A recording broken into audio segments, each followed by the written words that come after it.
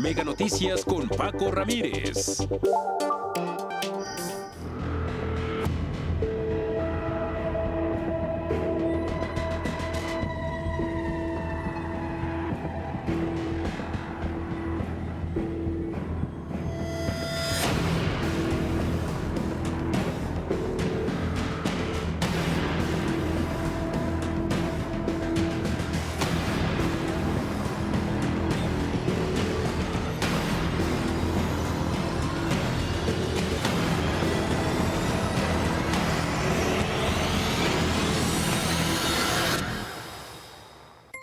$65 días de violencia imparable en Sinaloa, le hemos dicho tantas veces, violencia que inició, ¿se acuerda?, en Culiacán y se ha extendido a todo el estado y a otras entidades. Balaceras, bloqueos, cuerpos apilados, homicidios, ganaderos asesinados, amenazas directas y señalamientos entre cárteles y el propio gobernador.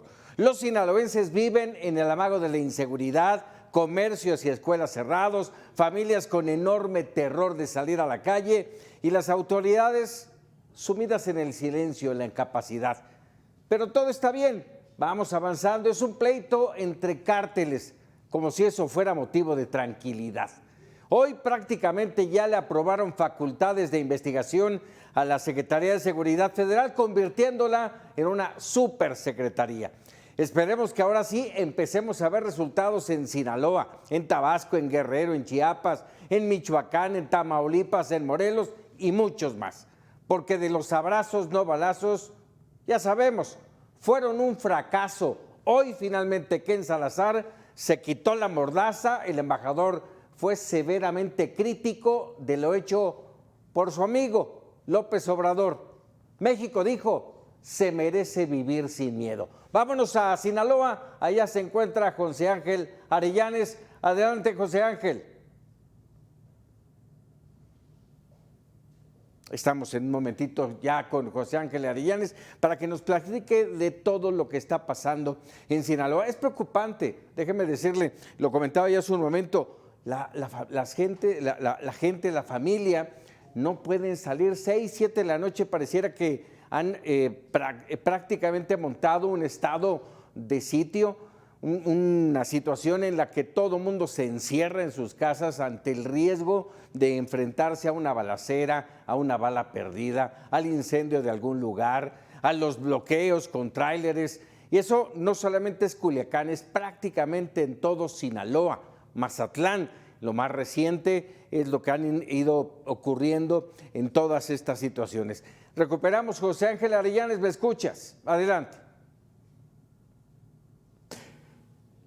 Muy buenas noches, Paco. Pues te cuento, 65 días de violencia en Sinaloa.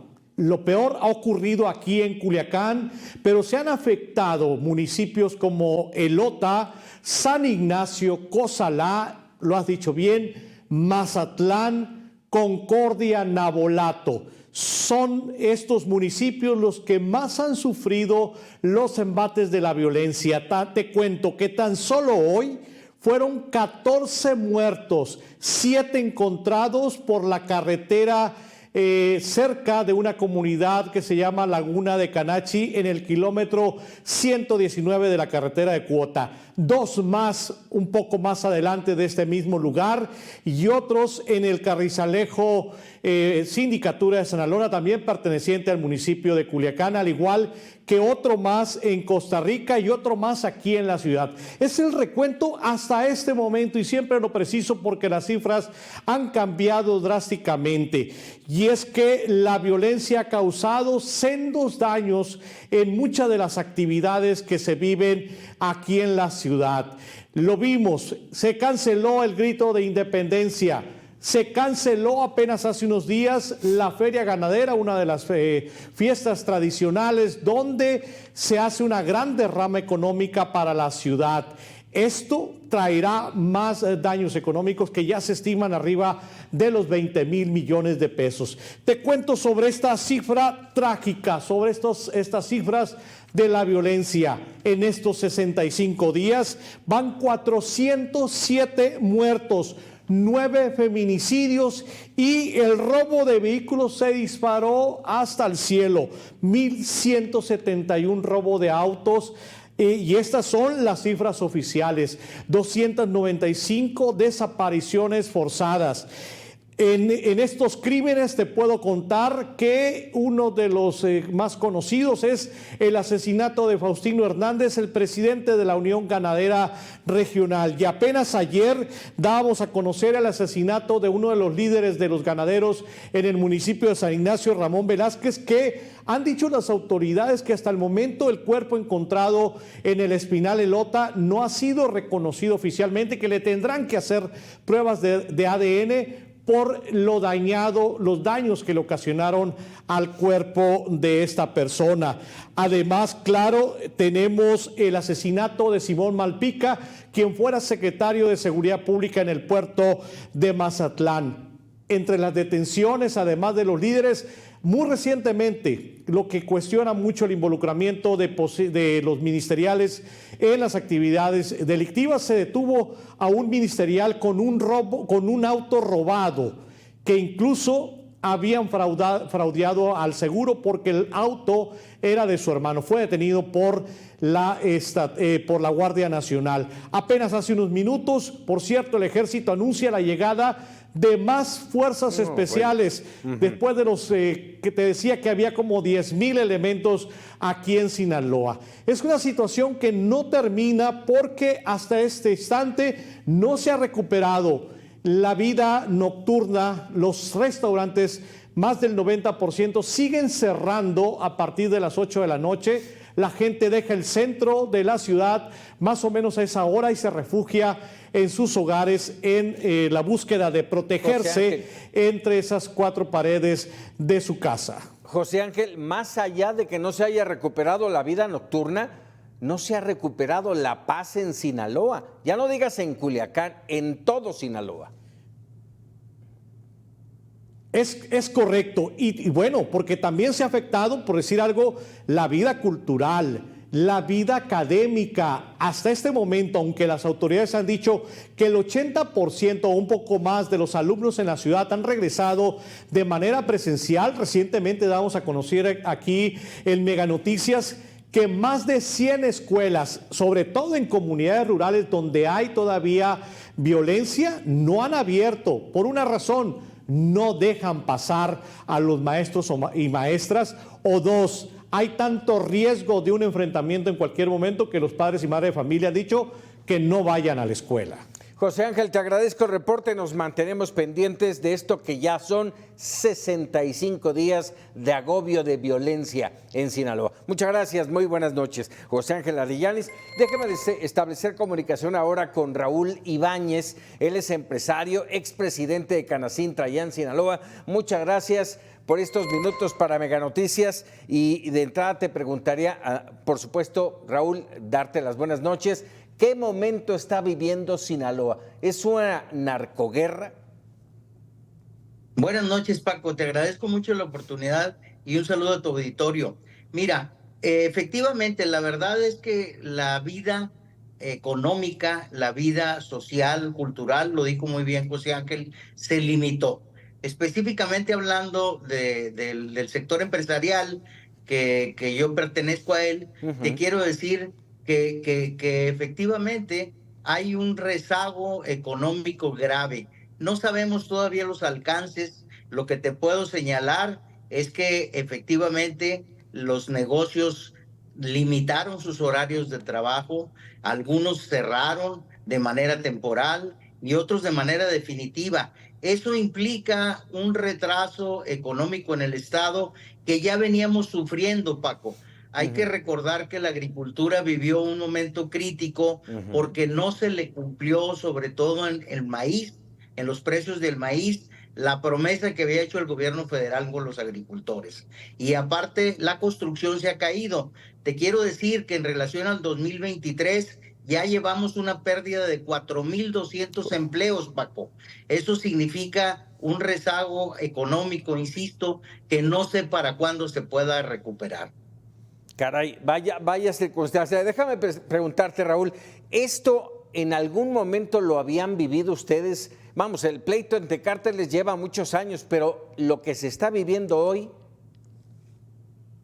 No, Paco, es una situación muy especial porque aquí se decía lamentablemente que había paz, lo que le llamaban la paz narca.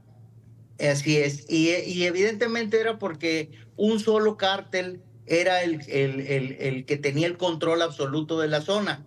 Lamentablemente se pelean y nos ponen en una situación que la población no tiene la capacidad de absorber porque nosotros no somos ni los causantes ni los responsables de resolverlo. Hace falta autoridad, Raúl. El gobierno ha doblado las manos y me refiero al gobierno estatal. Estatal y federal, Paco, porque efectivamente han mandado elementos, ahorita acaba de comentar José Ángel, lo estaba escuchando, que vienen todavía más elementos, pero Paco, son totalmente elementos que vienen a ser testimoniales. La realidad es que no están haciendo una actitud para detener el problema que tenemos nosotros. Y yo lo que te quisiera señalar es que la única responsabilidad que tiene el Estado para con los ciudadanos, para con los empresarios y para con toda la comunidad es darnos paz y tranquilidad a los ciudadanos. Eso no se está dando. Hay miedo, Raúl, de los empresarios. ¿Sientes el miedo de la gente en sus casas, en todo Sinaloa? Claro que sí. Te quiero decir que lamentablemente hay un éxodo de algunas gentes que ya de plano doblaron las manos y de plano se están cambiando a otras ciudades, porque aquí, oye, como bien lo señalaste tú, ya van más de 60 días, Paco, donde la vida cambió para los sinaloenses. Escuchamos, si nos escuchaste hace un momento, hablábamos ya 2 ganaderos asesinados. Para ustedes, los empresarios, ¿ha habido amenazas? Mira, lo que sí ha habido de manera sorprendente, una serie de incendios que nadie se explica por qué, de propiedades, de bodegas que están en la ciudad y lamentablemente asesinatos de 2 líderes ganaderos que pues si de alguna manera lo correlacionas con la suspensión de la feria ganadera, pues sí te manda señales muy negativas de lo que está pasando, ¿no?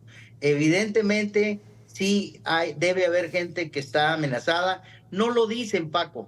Hay que entender también las circunstancias de las gentes. No los dicen porque inclusive saben dónde están tus familias, dónde están tus negocios, cuáles son tus trabajadores. Efectivamente puede haber mucha amenaza muy velada. ¿Qué les dice el gobernador? ¿Se han reunido con él? ¿Qué le exigen? Bueno, mira, yo en lo personal no me he reunido con él. Yo me reuní con el general que era el responsable de la zona militar aquí y yo le dije con toda claridad que él no tenía la culpa, que yo consideraba que a él lo mandaban y lo ordenaban y como buen militar él no tenía más que obedecer, pero que evidentemente su actitud ante la sociedad era totalmente testimonial. No creo que le haya caído muy bien, pero se lo dije en una reunión de Coparmex. El gobernador lo que dice, pues es lo que ha contestado públicamente y que ustedes han hecho recuento de ello. Creo que cada vez tiene un discurso más atropellado y resulta que Altier dice que la feria ganadera se suspende porque no quieren oír corridos o narcocorridos, que es lo que normalmente se oye en el palenque. Sí, claro. Claro, vaya situación. Raúl Ibáñez, te agradezco enorme estos minutos. Por supuesto que vamos a seguir en comunicación porque lo que está ocurriendo son 65 días de una situación, inexplicable porque no hay capacidad y no hay intención de la autoridad, así lo veo yo, de cubrir y de subsanar y detener y generar paz para los culiacanenses, para los sinaloenses. Es muy lamentable, Paco, la verdad es que sí ha sido una jornada que hemos padecido todos y cada uno de los ciudadanos sinaloenses y que sí estamos realmente ya muy hartos y preocupados por el destino y la recuperación económica va a tardar no sé cuánto tiempo, Paco. Y terrible. Yo te agradezco mucho la entrevista. Raúl Ibáñez, muchas gracias, muy buenas noches, un abrazo.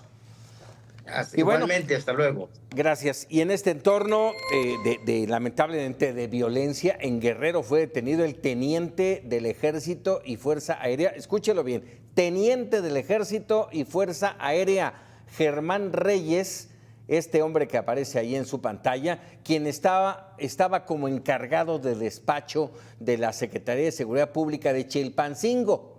¿Por qué está detenido? Está acusado de homicidio calificado de Alejandro Arcos, quien llevaba 4 días como alcalde de Chilpancingo y que fue, ¿se acuerda?, decapitado el pasado 6 de octubre. La víctima lo designó al teniente del Ejército como interino, porque días antes de tomar posesión, el 1 de octubre, asesinaron al titular de Seguridad Pública de Chilpancingo. Una cadena de asesinatos en este municipio. La Fiscalía aún no informa el móvil del crimen. Y en el Estado de México aumenta a 11 el número de detenidos por el ataque al bar Bling Bling, donde murieron 6 personas. Las detenciones se dieron en Topojaco durante un operativo de la Fiscalía del Estado. Entre los 11 detenidos hay una mujer, todos acusados por narcomenudeo, pero estarían vinculados también a la masacre en el bar. El sexenio pasado, y hablando de esto, es muy importante mencionarlo, el sexenio pasado fue el más sangriento en la historia de México y solo le faltaron 2 meses para cumplir los 6 años. El gobierno del expresidente López Obrador concluyó con 199,619 asesinatos, esto durante su mandato de 5 años, 10 meses, porque le recuerdo, concluyó el 30 de septiembre y no el 30 de noviembre, como era costumbre. Durante su sexenio se registró un promedio de 94 asesinatos diarios. De haber concluido su sexenio el próximo 30 de noviembre, López Obrador habría superado la cifra de 200,000 muertos. Tan solo hasta octubre de este año, hasta hace escasamente 13 días, el primer mes de la presidencia de Claudia Sheinbaum, México registró 2,293 homicidios dolosos, 76 por día en promedio.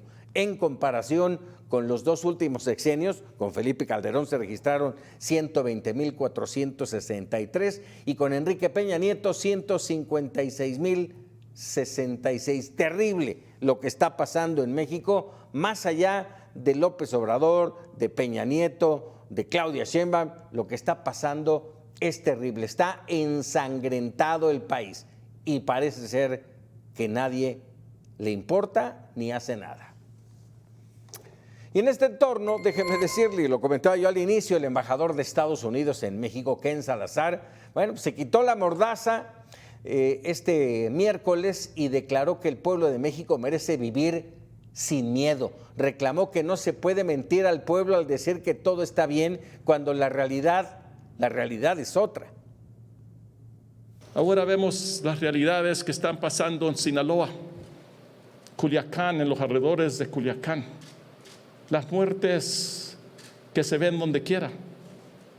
Pues hablar que no hay problema es negar la realidad. El presidente anterior no quiso recibir el apoyo de los Estados Unidos. Cerró la puerta a inversiones de arriba de $32 millones porque no quería que esa inversión llegara a México para ayudar con la seguridad del pueblo. Pero durante 5 años y un poquito más fue el mejor amigo del presidente López Obrador hasta que se acabó. Hace unos momentos la Cancillería mexicana informó que envió una nota diplomática a la Embajada de Estados Unidos en México. Sostiene que México manifestó su extrañamiento por los mensajes emitidos por el actual embajador de los Estados Unidos. Pues ¿cómo no? ¿Cómo no si les pisaron el callo? El Senado, en otros temas que también tienen que ver con seguridad, el Senado aprobó por unanimidad la reforma al artículo 21 constitucional para que la Secretaría de Seguridad y Protección Ciudadana sea responsable de coordinar y dirigir la estrategia de seguridad nacional. le da la facultad a su titular, Omar García Harfuch, de realizar investigaciones en colaboración con la Fiscalía General de la República, lo que, valga el término, constituye una supersecretaría. Por eso, hoy nos parece, debo decirlo, una muy buena señal que la Presidenta de la República haya presentado una iniciativa constitucional en la materia de fortalecimiento de la seguridad pública por la vía civil, en un sentido completamente contrario al del sexenio anterior. La investigación de los delitos corresponde al Ministerio Público, es decir, a la Fiscalía General de la República y a las fiscalías locales. Y se agrega a la Secretaría del Ramo, es decir, a la Secretaría de Seguridad Pública y Protección Ciudadana. Coma, porque hay que precisarlo, a la Guardia Nacional y a las policías. Y en la Cámara de Diputados continúa la discusión sobre la prisión preventiva oficiosa como medida cautelar en los casos de extorsión, narcomenudeo, actividades ilícitas relacionadas con el fentanilo y otras drogas sintéticas. Los diputados de oposición coinciden en que esta reforma no reducirá el índice de delitos. 100 palabras de Raúl.